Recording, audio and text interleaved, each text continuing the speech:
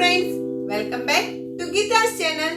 Friends, આજે હું તમને ટેમ્પટિંગ એવા મોમોસ બનાવતા શીખવાડીશ.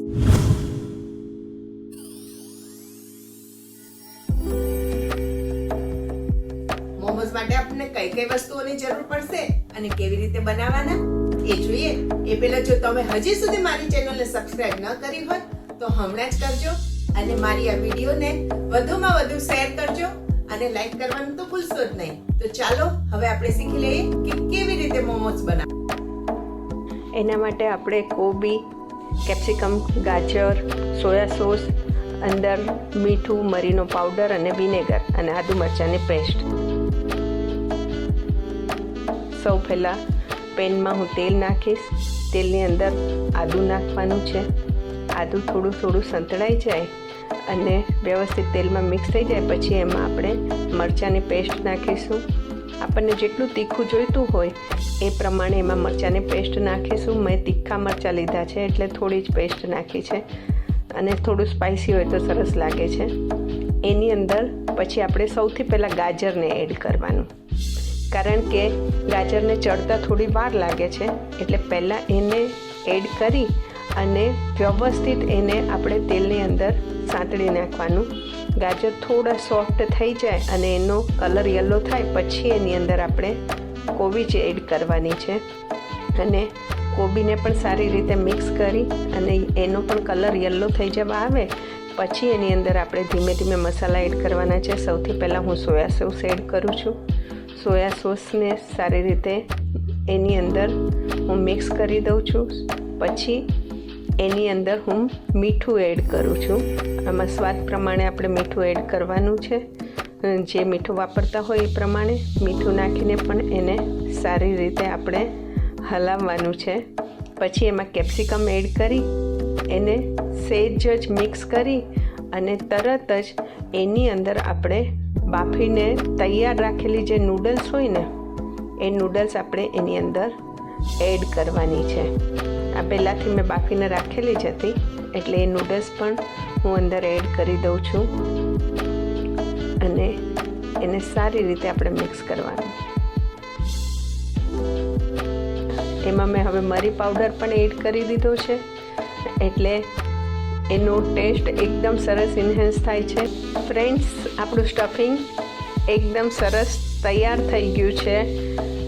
હવે આપણે એના ડો માટે આમાં મેં મેંદાનો લોટ લીધો છે અને એને મેં અંદર થોડું મોણ અને મીઠું નાખી અને આવો એકદમ સોફ્ટ ઢીલો લોટ બાંધી દીધો છે અને એને તૈયાર રાખ્યો છે મેં. તમે આવો એકદમ સરસ ઢીલો લોટ બાંધવાનો થોડો, જેથી કરીને એકદમ સોફ્ટ પૂરી આપણી પૂરીની જેમ એને વણવાનું છે. એના નાના નાના બોલ્સ હું બનાવી લઉં છું. પછી એની આપણે નાની પૂરી વણવાની છે, પણ આ પૂરીમાં ખાસ એ ધ્યાન રાખવાનું એને જાડી નથી વણવાની. જો જાડી હશે ને તો મજા નહીં આવે. એકદમ પતલી વણવાની. એની અંદર સ્ટફિંગ કરી અને અલગ અલગ શેપમાં આપણે મોમોસ બનાવી શકીએ છીએ. સૌથી પહેલાં તો આપણે સાદી કચોરી કરતા હોય ને એવો કચોરીની શેપમાં પણ આપણે મોમોસ બનાવી શકીએ છીએ. એની બધી ચપટીઓ લઈ અને એને કચોરીનો શેપ આપી અને જો આ એક સ્ટાઇલથી થઈ ગયા મોમોસ. હવે બીજા આપણે તૈયાર કરીશું. એમાં હું સાઈડમાંથી પ્લેટ્સ લઈ અને એને જોઈન્ટ કરું છું અને છેલ્લે આખું એને જોઈન્ટ કરી દઉં છું. આ રીતે પણ બનાવી શકાય. પછી આ ત્રીજી રીત હું તમને બતાવું છું. એ આખું ટ્રાયેંગલ બનાવું છું. તમને જે શેપ ગમે એ શેપના તમે મોમોસ બનાવી શકો છો. તમે બધા શેપ અલગ અલગ બનાવો તો પણ ચાલે. હવે આપણે ટ્રાયેંગલ પછી હવે હું સ્ક્વેર બનાવતા તમને શીખવાડું છું કે પહેલાં વચ્ચેના બે જોઈન્ટ કરવાના, પછી બંને સાઈડથી વચ્ચેના લઈ અને એને જોઈન્ટ કરી દેવાના અને કોર્નર્સ જોઈન્ટ કરવાના. હવે આ એક નવો શેપ હું તમને શીખવાડું છું. એમાં બંનેને સાઈડથી આપણે બરાબર એને સીલ કરી દીધું અને એને વોન્ટોનનો શેપ આપી દીધો. આ ક્રાઉન બને. પછી અલગ અલગ મોમોઝને હું પહેલાંથી સ્ટીમ જે ચાલુ કરેલું છે સ્ટીમર એમાં હું મૂકી અને એને સ્ટીમ કરવા મૂકું છું અને એને ઢાંકીને હું 10 મિનિટ સ્ટીમ થવા દીધું. પછી જો એ આવા તૈયાર થઈ ગયા છે.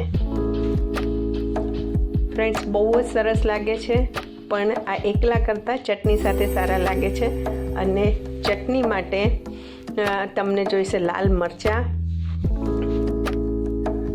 જેને મેં પહેલાંથી ગરમ પાણીમાં પલાળીને રાખેલા છે. તેલની અંદર આદુ મરચાંની પેસ્ટ નાખું છું અને એને બરાબર સાંતળી અને જે એ સંતળાઈ જાય પછી આ જે લાલ મરચાં મેં પલાળી રાખ્યા હતા એની પેસ્ટ પણ હું એની અંદર એડ કરું છું. આ સોસ છે એકદમ હોટ અને ટેમ્પટિંગ સોસ બને છે.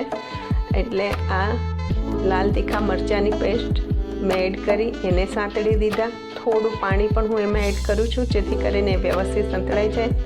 પછી એની અંદર હું સોયા સોસ એડ કરું છું અને એને મિક્સ કરી અને હવે એની અંદર આપણે ટોમેટોની પ્યોરી મેં બનાવી છે. સિમ્પલ કાચા ટમેટાને મેં ચોપરની અંદર પીસી લીધા છે. એ ટોમેટોની પ્યોરી હું અંદર એડ કરું છું અને એને થોડીવાર આપણે ચડવા દેવાનું છે. અને જો સરસ એની સ્મૂથ આખી પેલું ટેક્સચર આવી જાય અને બધાનો કલર પણ આવી જાય ત્યાં સુધી એને ચડવા દેવાનું છે એટલે એનો ટેસ્ટ ઇન્હેન્સ થાય. હવે એમાંથી પાણી છૂટું પડ્યું છે ત્યારે હું એની અંદર થોડું મીઠું એડ કરું છું. મીઠું એડ કર્યા પછી પાણી વધારે છૂટશે એટલે આપણે એને થોડું થીક બનાવવાનું છે. એટલે થીક બનાવવા માટે એની અંદર કોર્નફ્લોરની સ્લરી બનાવીને આપણે નાખી શકીએ, મેંદાની લોટની સ્લરી બનાવીને પણ નાખી શકીએ. મેં અહીંયા કોર્નફ્લોરની સ્લરી બનાવી એડ કરી છે. વાહ, બહુ સરસ સુગંધ આવે છે. તમને પણ આ ખાવું બહુ જ ગમશે, તમારા ઘરના બધાને પણ બહુ જ ગમશે. આ ચટણી તમે ગમે તેની સાથે વાપરી શકો છો. તો ફ્રેન્ડ્સ, તૈયાર છે આપણા ડિલિશિયસ મોમોઝ.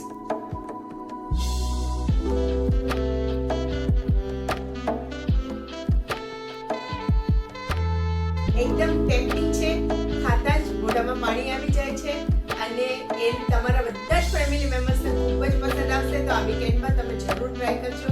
એના ફોટોગ્રાફ્સ મારી સાથે શેર કરજો અને કોમેન્ટ બોક્સમાં લખજો કે તમને આ મારી રેસીપી કેવી લાગી. અને આ ટાઈપની બીજી રેસીપી જાણવી હોય તો પણ તમે મને કોમેન્ટ બોક્સમાં લખજો અને મારી ચેનલને સબસ્ક્રાઇબ જરૂર કરજો અને વધુમાં વધુ લોકો સુધી એને શેર કરજો.